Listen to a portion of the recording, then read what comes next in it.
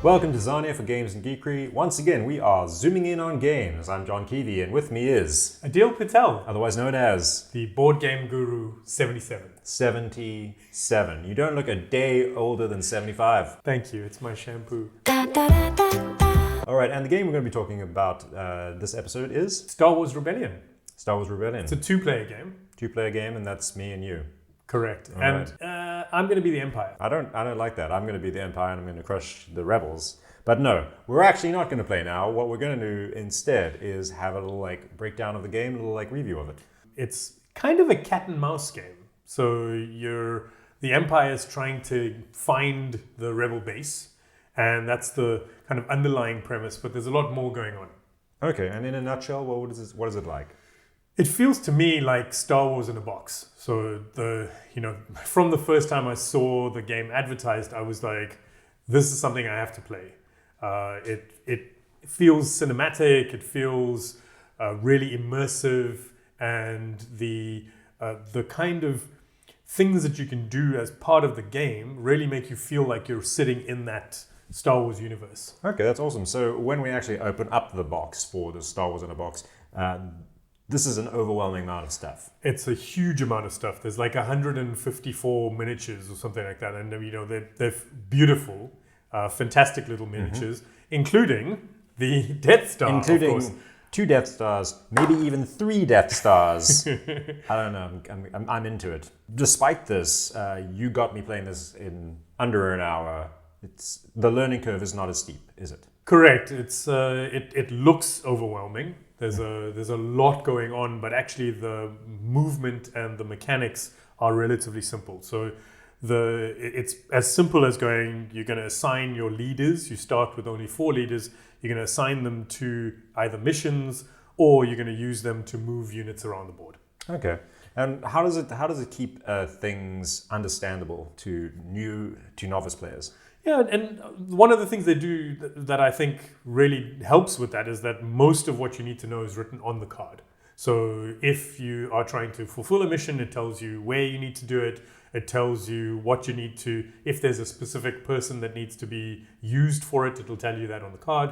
And it tells you what the outcome is.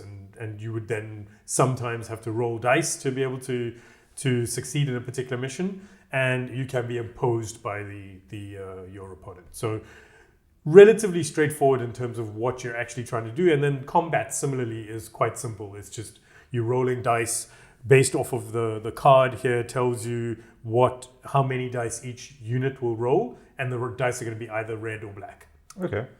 So you said that this game is a game of cat and mouse. That doesn't sound very fair. Not to the mouse. Well, it's certainly asymmetric. So the cat, in this case, the Empire, has a lot more units, and it even starts the game in a lot more places. So the strength dynamic is definitely leaning much more towards the Empire. But that reflects the universe, and it reflects the fact that the rebels will tend to be hiding and tend to not be that overt in terms of their strength. Okay, so rebels, their strategy is to delay, disrupt, and Empire is to hunt it down and crush all opposition. Yes. Okay.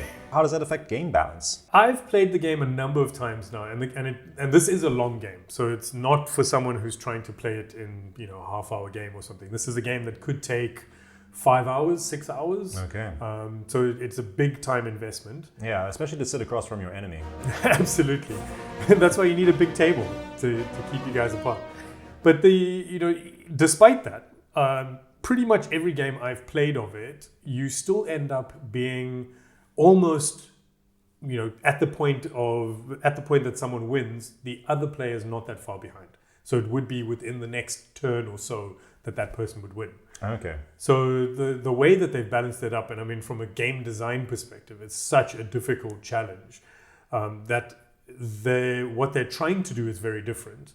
And the rebel players can, even if you're playing rebels, there are at least 3 different parts there. There are 3 different things you can do.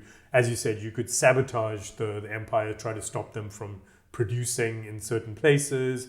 And there's certain objectives that come up that allow them to lean into that space.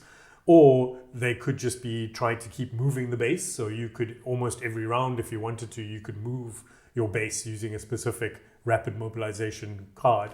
So even within that, there are different ways that you can move around. And the longer it takes the Empire to catch up to and discover, or at least deduct where the base is, the more likely it is that the rebels are going to run away with it. So, all right. So you brought up the mission cards. And this seems to me like the crucial part of why this is Star Wars on the box. What are the mission cards? They have specific things that you can do, right? And you start with a set of 4 cards that are set. So those are each game you'll have the same set of 4 on each side, and you would add 2 to your hand. Now those mission cards you would assign a particular leader to, and then during the course of your game round, you would activate that leader and send them on that mission. Okay, so this is when you basically send Luke Skywalker to Naboo to become an upgraded Jedi, or you send Chewbacca to Kashyyyk to radicalize the Wookiees. Yeah, in exactly. the uprising. Yeah. Or I send Boba Fett after your guys, capture him, put him in carbonite, and then use the Emperor to turn him to the dark side. You might be able to do I might be able to do that, yeah. You might be able to destroy my Death Star. Unlikely. Yeah, I mean, and that's one of the moments that I've enjoyed the most in the game, is to be able to, against all the odds, take down a Death Star, or being able to do something that feels a lot like what we saw in the movies, but actually is slightly different. So it might be that you sent Han Solo to Dagobah to go and find To become a Jedi? to find Yoda, for example. Yeah, so there are some slight differences, and that's part of what I really enjoyed about the game. So it's almost like a what-if scenario of Star Wars. Exactly.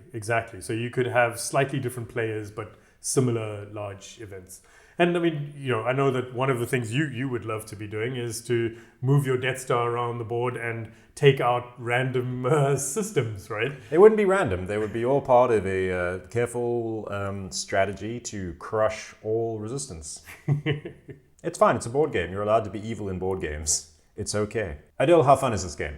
On a scale of boring to super, super fun, I would put it way up there. I mean, this is one of the most fun games that it's really a good measure of it would be that you sit down, you start playing it, you look up again, and it's 5 hours have passed. I mean, it really is. You're getting into the flow of it.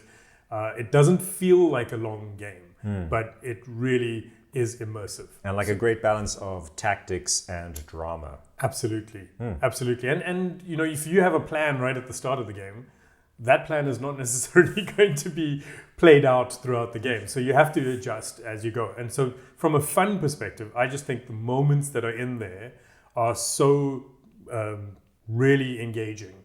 And so for me, it's top of the scale. Top of the scale. Okay. Sounds awesome. So that is 3 Yodas out of 3.